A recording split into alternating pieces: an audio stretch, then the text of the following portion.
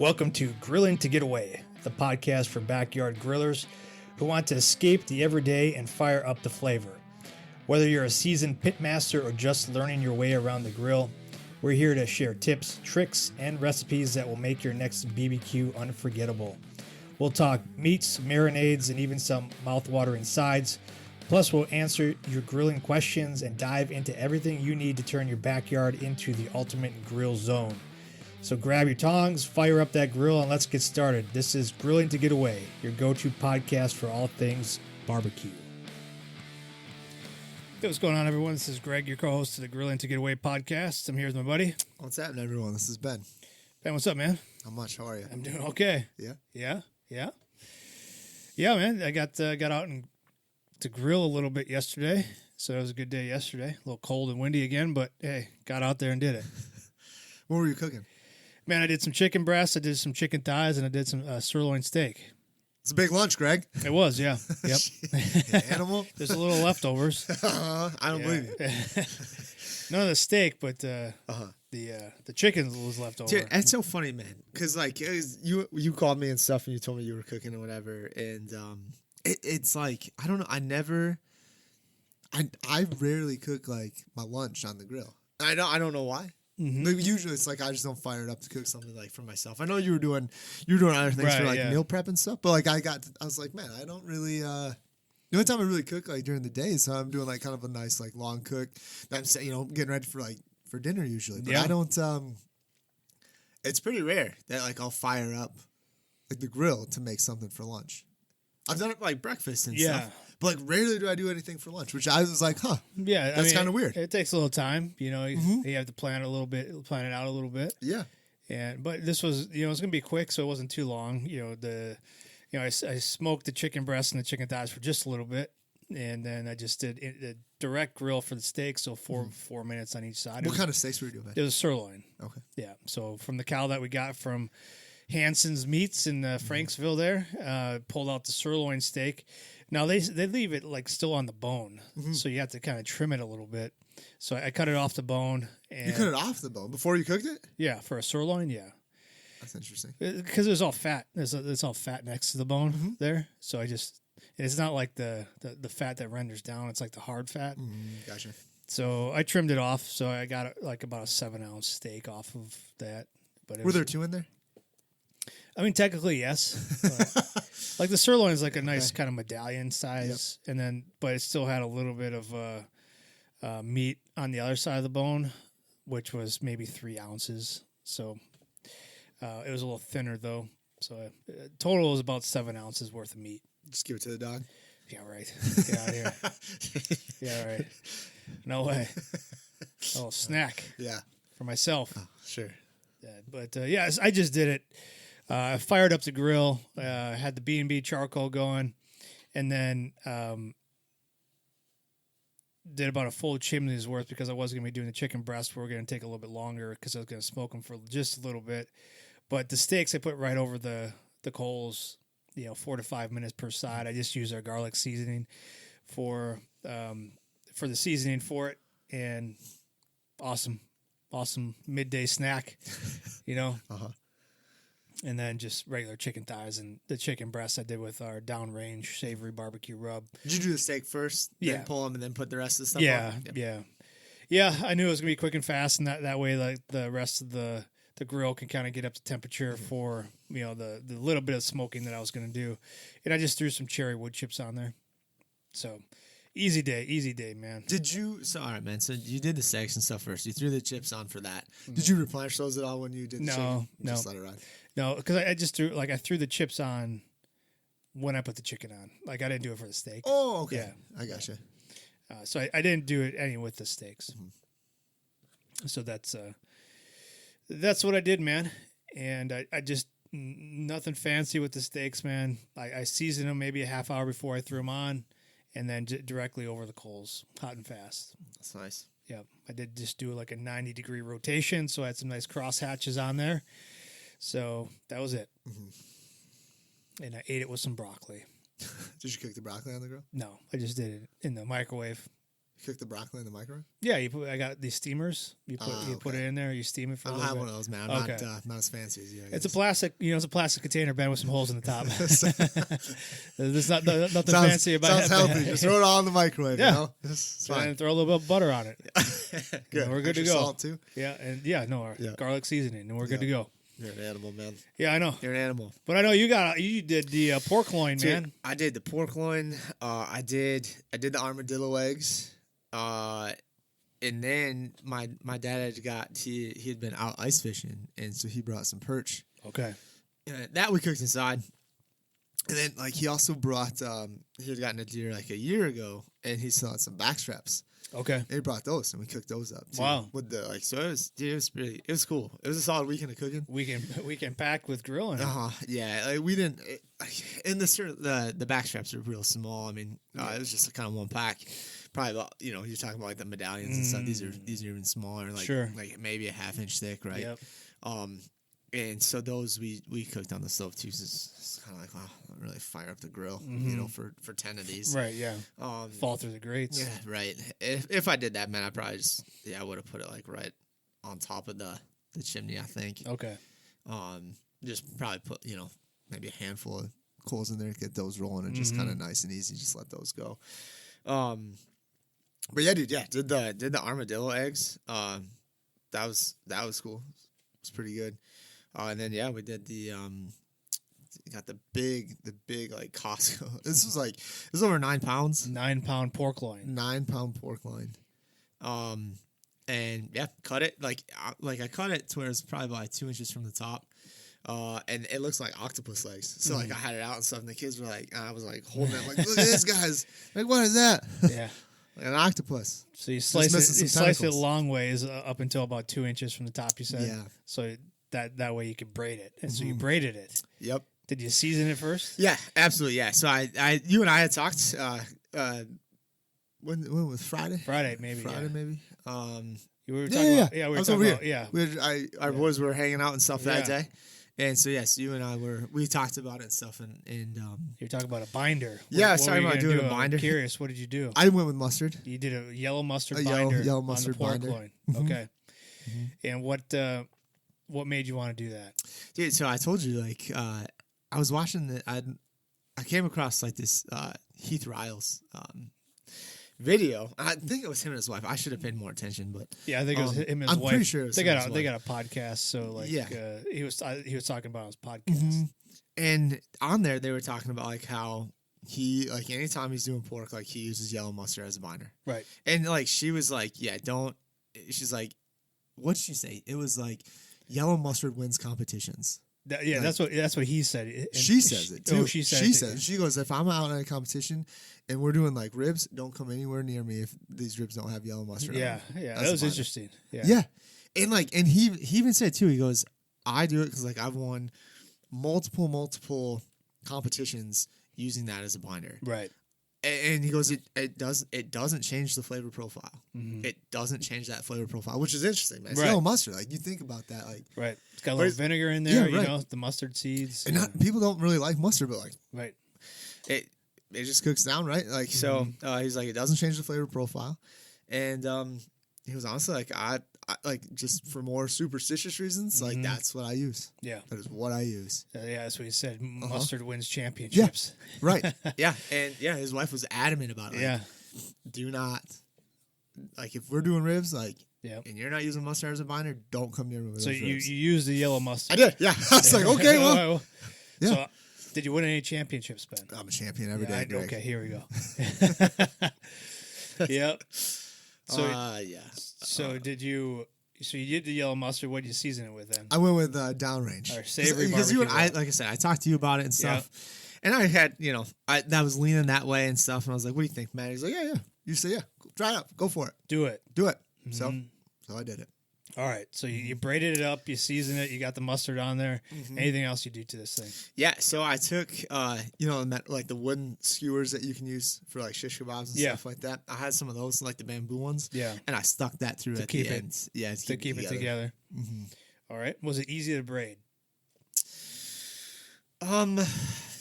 Did your daughter help you with this? I had her out there because I had like gloves on. Yeah. Because I was cooking like my mom and dad were in town. And so I had gloves on. I was, with the mustard and everything. And so like, I was like, hey, come talk to me while we do this. I've done your hair many times and I can crush this. But let's just talk through this. Yeah. It's like over, and then, yeah. Okay. So, yeah.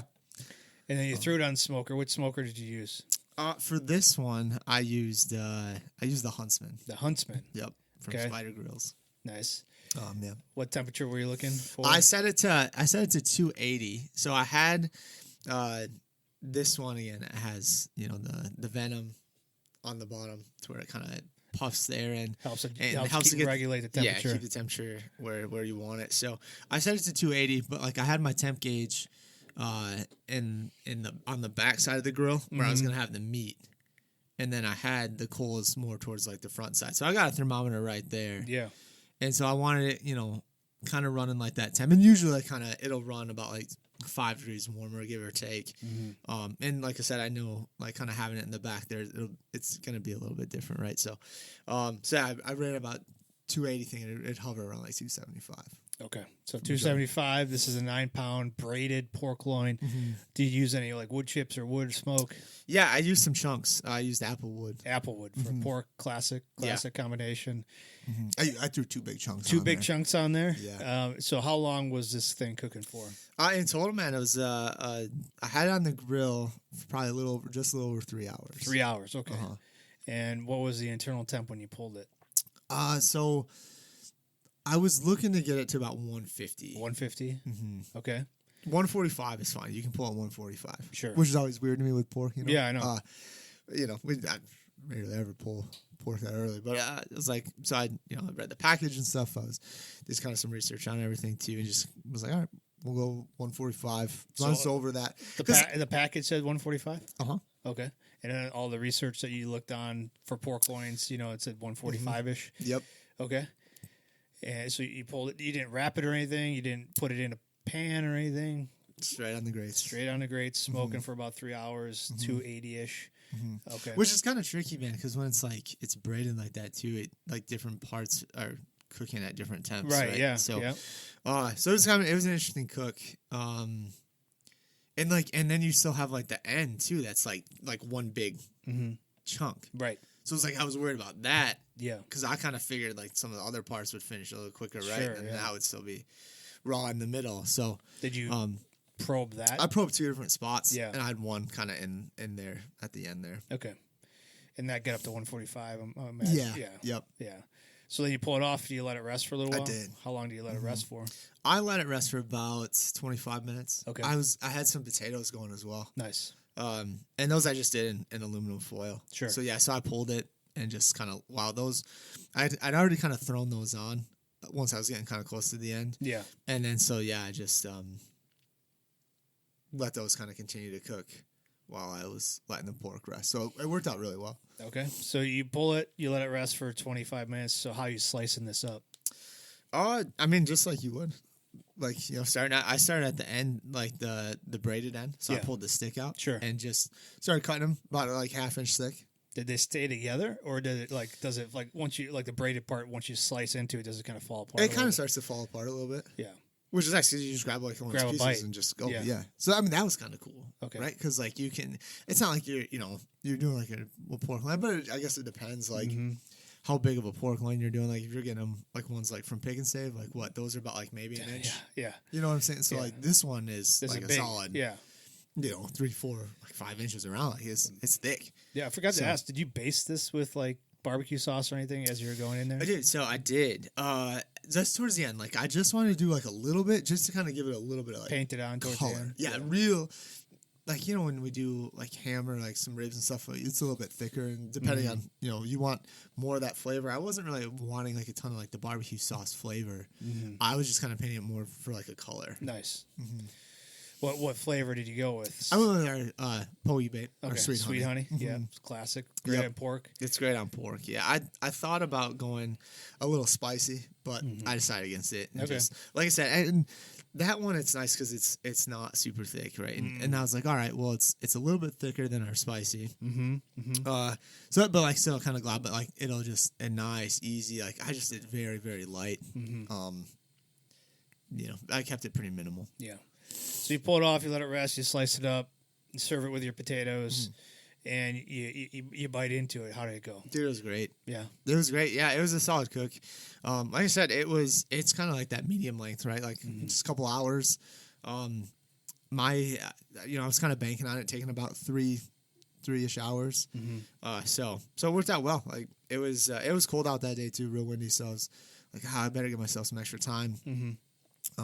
We didn't really have any set time like we needed to eat or anything like that. So, dude, it was good though. Like it was moist and juicy on the inside. Again, it's around like that 145, 150 mark and stuff. Like it's not really drying out on you.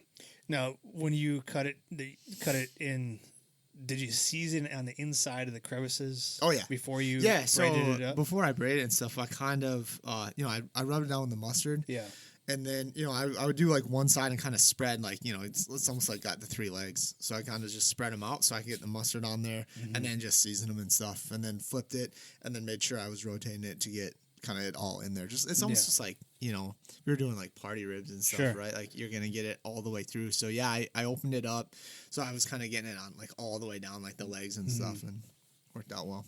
Cool. Well, I'll be honest with you, like it was so long. It was like coming off my cutting board. Like I needed like bigger. I should have just done it on the counter. Sure, like, just on the counter. Put down some paper nothing. Or something. Just clean the counter, wipe it out. I don't know. Yeah. Because I didn't want to cut it on the counter. On the counter, stuff. yeah. I'd say that was kind of tricky too, right? Like so, what I did is I made sure my knife was real good and sharp before I dove into this. But I kind of like almost like just kind of took the knife and just kind of drew the lines down first. Sure. And made sure I was even. Yeah. And then just it was just kind of slow. It's not like I just start hacking it. Just kind of slowly just cut through, the meat. And I trimmed it first to have a little bit of the fat on top. So I took some like silver skin on there. Yeah. A little bit. Yeah. I mean, this is more like kind of like this has had like a little bit of a fat cap. Okay. In some spots. So I trimmed that down. Yeah. Yep. Nice. Yeah, you want to trim that down so you get the seasoning on there because usually, you could eat the fat when it's done, but like on a scale of 1 to 10, Ben, what would you give this? Dude, one? I thought it was like an 8.5. Woo! Yeah, it was good. It was really good. It was a great cook. Real solid smoke flavor to it. It's I'd say kind of like the hardest part, I guess, is that initial part. Getting it ready. Yeah. Prepping it. Yeah. I mean, it was hard. It was tricky kind of getting it out on the grill too, I guess, because it's big. It's not, it's this big thing of meat and it's not. It's like you grab it on the ends and stuff and it's all loose in the middle. So you got to kind of work around and move it on the grill. Did you have to like bend it? I did, yeah. Like a rainbow? Heck yeah, I did, yeah. Because you're in the kettle and stuff. I can't put it straight. So, if you have, like if we were doing it on like the Smoky Mountain or like the water smokers and stuff, like it probably would have wrapped around the circle. Around the whole thing. Yeah. And that we have 18-inch ones, so maybe if you had a 22, it would be. But like this would be one where you need like the King Ranch Weber, sure, absolutely, 26er. Yeah. Well, shoot, now I gotta get that. This poor tenderloins collection. But yeah, I imagine you'd probably fill up like if you did it like a Traeger, like you'd fill up like the whole inside pellet, whatever you got. But you could probably just kind of stretch it out and stuff. Sure. Good, man. Well, I'm glad that one worked out for you, man. So I'd like to put that recipe out there this week. We'll create that one, shoot me your pictures, and then we'll throw it out there on the newsletter on the website too. That's awesome, man. I'm glad you had a chance to do that. That was a good cook, dude. How impressed were your parents? Were like, oh my gosh. Like a pork tenderloin's a pork tenderloin. Right. Like if I had one, like a choice and stuff, I don't know, man. Like it's kind of one of those. I feel like you can do like once a quarter and be good with it. Yeah, yeah. I don't know. I feel the same way. It's not my favorite. But like, and I think too, like one of those reasons, like, because it seems like it can be like a very bland piece of meat. Yeah, that's true. That's why a lot of times, like when you get the smaller ones, you can slice it open like a book, and then you can stuff it with cheese and mushrooms or spinach, asparagus. Prosciutto. So you're adding like more flavor in the middle of it. So when you cut into it, like you have more things to hit your taste buds. Yeah. Yeah, because like, or it's like, you know, that's one that if I just do the pork tenderloin, no matter like, you know, you have a good crust on the outside and stuff like that, but I'm always still dipping it in like barbecue sauce or something just to kind of true. Add like just another layer to it, because it just seems kind of, it's just, to me it's a very kind of, it's a plain piece of meat. Yeah. And like this one, it's cool. Like on the package, Greg, like it has instructions to like kind of cut like the two ends off, and you kind of save those as like roast and stuff. Like you cook those like traditional tenderloins, but then it shows you too, like to cut up the middle and stuff, so you get like kind of pork chops or pork steaks like out of it. Yeah, and you can like, you certainly could. And I typically I like to do that with those. Again, because it's like you're seasoning it more all the way around. It's like I like the pork chops and stuff. And then you're separating it out, right? Because now, let me tell you, it's got a bunch of pork left, right? Right, yeah. So, like I sent my parents home with 2 just full sandwich bags. Oh, nice. Just full of the pork and stuff. And okay, yeah. And we still have a bunch. So, great. We're gonna make some soup out of it, Greg. Soup? Pork soup? Yeah. Like a lima bean soup? Dude, or no. like ham and beans? I'm going to try and make like I'm going to use celery, carrots, broccoli, and cauliflower, and do kind of like a cheese style, like nice, and just kind of cube up some of the pork loin and toss that in there with that. So I was like a cheesy kind of vegetable soup with some pork in there. So dude, I don't know, man. Hey, well, you got it. Try it out. Yeah. So we'll see. Nice, man. Well, I'm glad you had a chance to get that done. We'll put that recipe out there this week for everybody to take a look at.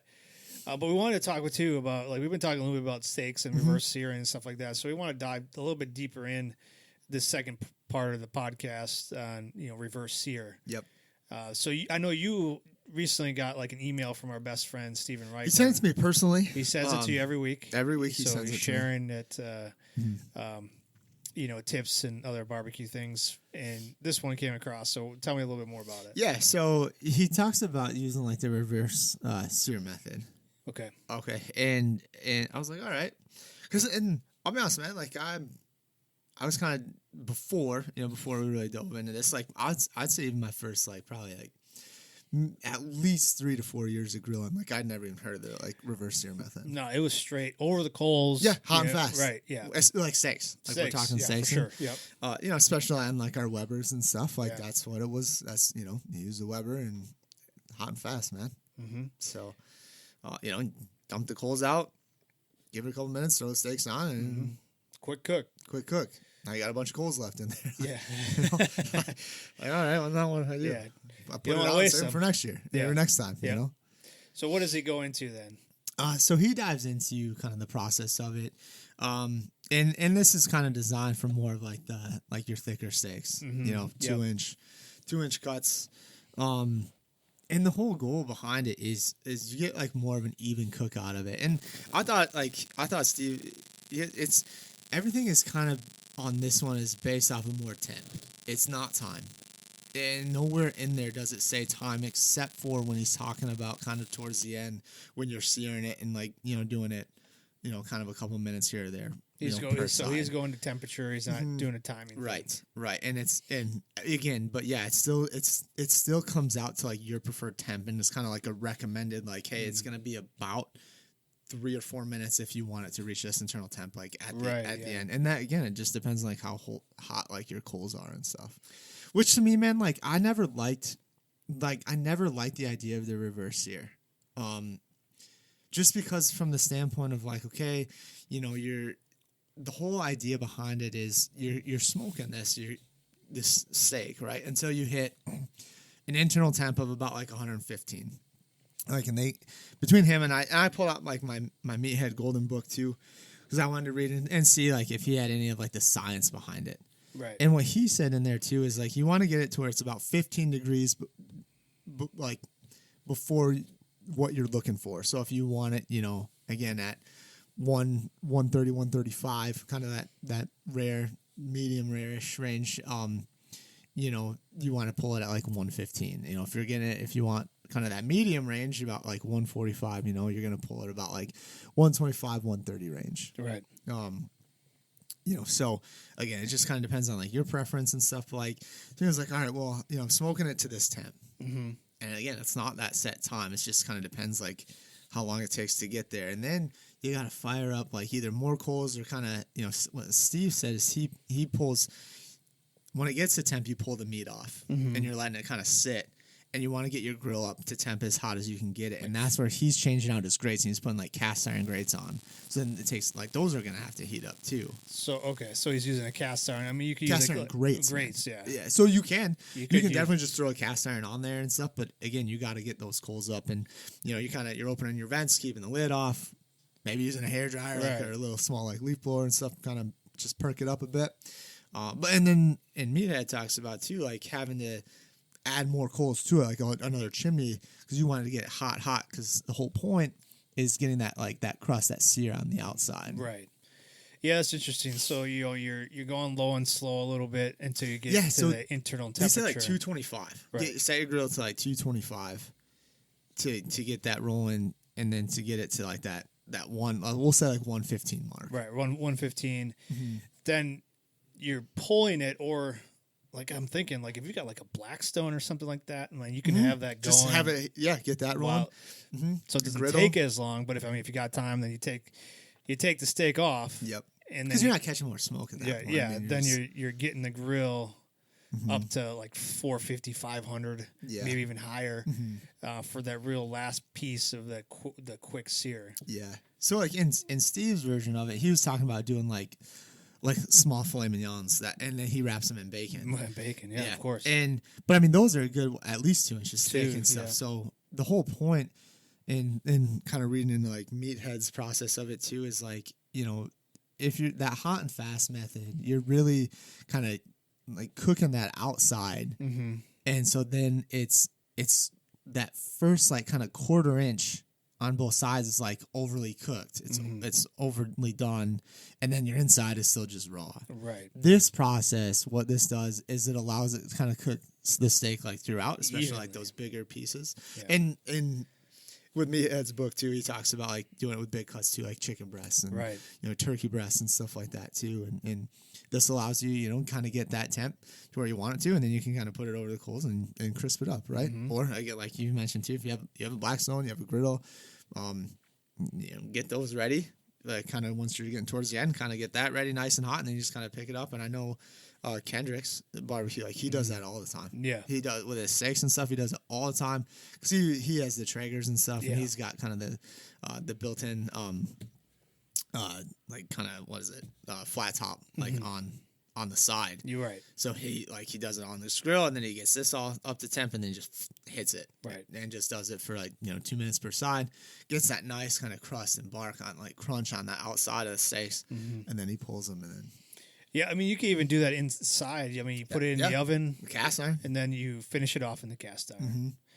Yeah, it's one that's become like very popular. People say, like I've read articles and stuff that say like it's the superior way or the foolproof way of, you know, grilling or cooking a steak. Dude, and I've seen too a lot, and this is what I was trying to think of the other day when I was trying to talk about the like rosemary, and they'll have like kind of the small little cast iron like bowl, and they'll put a bunch of butter and stuff in there, right? And they'll dip like that kind of just that long of rosemary in there, and then like kind of paint the steak and stuff, and and then let that like kind of as it's cooking, they'll do that like a couple of times, close it back, get it to that 115 mark. Pull it, and then kind of right before they put it on, you know, hit it, baste it again, flip it, baste it again, like. And Meathead talks about flipping the steak kind of while it's you're smoking it like once or twice as well. Really? So you're kind of getting a more even kind of smoke, or not smoke, but just like the temperature if it changes between the bottom and the top. You know, you get a more even cook on it then. Yeah. It's funny too because Steve, with it wrapped in bacon and stuff, where it makes sense, like doing it over like the coals and stuff and getting that nice and hot. Because he says, obviously it's going to help crisp up your bacon as well. Yeah, of course. Love crispy bacon. Yeah, right, man. Yeah. Anything else interesting that you saw, like in the Meathead book about like reverse searing at all? Yeah, I mean, again, everything's like to temp, and he talks about like the different methods and stuff, and you know, whatever grill you have, you know, the whole point is to get it up hot. You know, and like I don't know about you, man, but like I never like pulled it off and put it on like a plate and set it aside and let it rest. I just kind of had it like on the grill, right, on you know the indirect side, and just kind of left it on there. Yeah, I guess like because it's still going to continue to cook because the grate's going to be hot. The grate's going to be hot. The grill's still going to be somewhat hot. So, yeah, I mean, interesting. Like I've never done that. You know, and I guess the reason I don't put that much effort into my steaks is because, you know, usually like I'm cooking for myself or I'm cooking, you know, cooking for, you know, the boys. So like there's not a lot of like time. And then also like, am I going to use that effort to put it into this or something else, you know? Someday, Greg. Someday I can, yeah. Someday. When it's, you know, but like it makes sense, right, man? Like you get through the process and stuff, especially like those thicker cuts, you know, nice, just kind of like that even cook throughout. I mean, it's never bothered me before. No, what about like the opposite of that? It would just be like a traditional sear. So you're searing it first, and then you let it go low and slow. Any mention in the book or in Steve's? There wasn't much, man. Not in Steve. Steve's whole thing was about like the reverse sear. Okay. Right. There really wasn't much mention about doing it that way. I got the book right here, man. Let me take a look here real fast and just kind of see if he goes into kind of, yeah, he's got like more so like when to cook, like hot and fast, like when to cook low and slow, and when to do both. Yeah. So it's, you know, because you got like your traditional, like old school, like just over the coals, you're done. You got the reverse sear method, which we've been talking about. So it's low and slow, and then you sear it up at the end. Yep. And then you got the alternative to that is where you sear it first. And the theory behind that I've always heard is that you lock in the juices or whatever like that. So you sear it first for a couple minutes, and then you let it go low and slow until it gets an internal temperature of where you like it before. He really doesn't kind of get into like to that. It's like his version of like when to do both. So it's like that combination of like hot and fast and low and slow is the reverse sear, not searing it first and then cooking it. Because then I think like it kind of comes back to you're cooking the outside. You're cooking the outside, and then so like you can see, man, too. Like here, this kind of where it shows. Like I feel like you'll get more of that too, where it's like that. They say it's overcooked. They say it's overcooked on like that first like kind of quarter of the top on or whatever, on both sides there, and then you know because it's going to continue to cook as you take it off and you put it back, and it's a lot. I'd say it's probably a lot easier to like start a little bit lower and bring your grill up to temp and kind of start high, and now you gotta go down yeah, and then keep it down, right? Like keep it steady, like.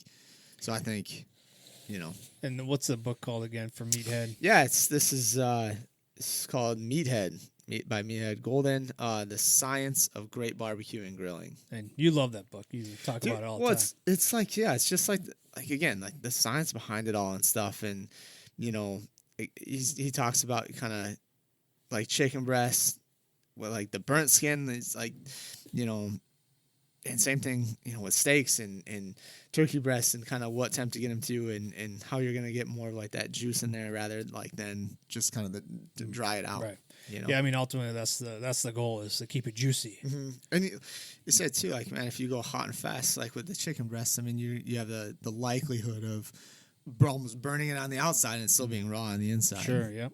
You know, and then like with the reverse sear, it helps. It kind of browns that skin rather than just burns that skin. Mm-hmm. So I mean, I don't know. You and I mean, typically we don't do too much like kind of chicken breast. I guess like the skin's still on. I'm never too worried about that. But in case, yeah, I'm sure there's a lot of people out there that do. You're right. Yeah. And that you know, there you go. So just kind of yeah, I it's funny too, man. Like anytime I read these articles, right, I'm kind of questioning something. Like I'll pull out that book and just see, like, because he shows like the science behind it. And I'm not saying like this is the end all be all, right? Right. Yeah. Absolutely. This is not. Do your own research. Yeah. Check it out for yourself. Try it. Like try it. Do you like it? We've had people that have told us like sous vide is the way to go, and that's almost the same thing as like because you're letting it get to temperature in this like water, you know, and this then you're hot water, and then you're searing it, you know. So sous vide it just cooks through that because the whole meat's submerged and stuff, and you're cooking it evenly like throughout and stuff. A lot of cool options out there. Nothing wrong with the old-fashioned way, but if you're looking for a different way to try it out, you know, test it out, see for yourself if you like it better or not. That's what we do. We try and test different things out when we have the time and the ability to do that. But you know, I think that was, you know, we're getting into we're getting back into like heavy grilling season, steaks, burgers, brats. So like this is a timely article to come out by our best friend Steven. And we just wanted to share a little bit about that on the podcast today. So yeah, and it's something that when we were first starting, like I never did it. No. Never did it, never thought about it, never knew it was a thing. And it makes sense, right? Like, I can't tell you, like, how many times, man, like, I would cook steaks, and my wife does not. She's medium, like, medium minimum, right? Like, and I'd pull it, and, like, throw some ketchup on there. Yep. Dude, I remember the one time you and I were doing at a business meeting, and we were at a guy's house kind of talking to him before we really started the business. And we brought some samples of our rubs, and he had a gas grill. And we were cooking steaks on that, and I think those were the rawest steaks I've ever eaten in my life. I remember like eating them, like, and he had kind of got up and walked away. I'm like, dude, Greg, I don't know, man. Yeah, these aren't really cooked up. Yeah. Do you remember that? Yeah, I do. Yep. And because it kept flaring up on us. Yeah, right. It's on a gas grill. It's not my grill. Like it wasn't. We weren't expecting to grill when we went over there. Like, oh, really? So, but whatever. We made it work. We made it work. We made it work. So it's funny. Yeah, I was like, and he left. I'm like, Greg, I don't know, dude.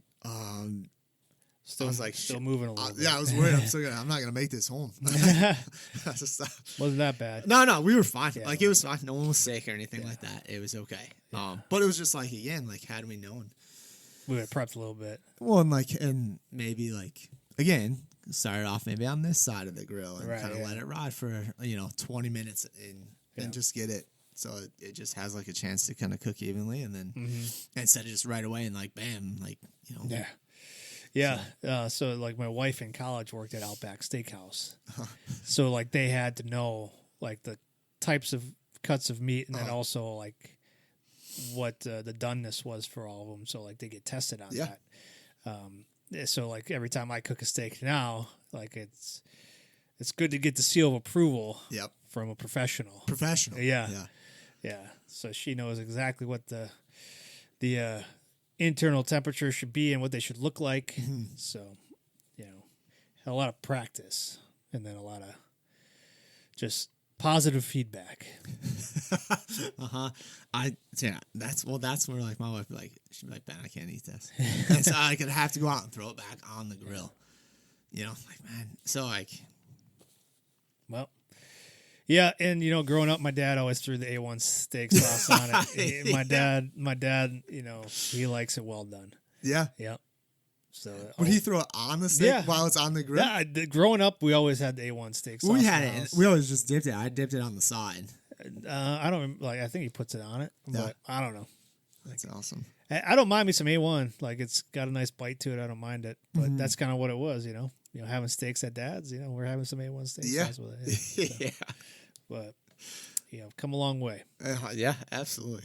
Absolutely. I mean, so it's like, even, it doesn't matter like what you're cooking on, right? Like even if you're cooking directly over fire, like out with just, there's options, it doesn't have to be like hot and fast. Right. You can kind of move things around. You can have your grates up and kind of, I think it was in Meathead's book here, he talked about, having, if you're doing it on a charcoal grill, like, and you can raise kind of your coal bed, like raising it right up there so it's right underneath the meat and stuff. And that's kind of a quick and easy way to not have to like replenish so many coals, right? Yeah. Like you're getting that heat just right up there and stuff. And with us, we're not able to do that, like on the Webers and stuff. And looking at some of those grills though, like they got, the pits with the handles where you can just kind of crank them up and down. And like my big smoker and stuff like that has that where you can bring the coals up and stuff if you need to. If you do a ton of burgers in there or whatever, you can drop it all the way down and have it all in there, and it's nice. It's nice to have, but it's like even like with that, I'm not firing up that big thing just to do some steaks, right? So well, good, man. Well, I hope you listening. You got some value out of this podcast today. If you did, go out, leave us a review wherever you're listening to us. We would appreciate that. Share it with your friends. Share it with the folks that that are barbecuing and grilling. We're going to be out this weekend, Ben. You're going to be. We're going to be out there at the Madison Fishing Show in Madison, Wisconsin, at the Expo building there.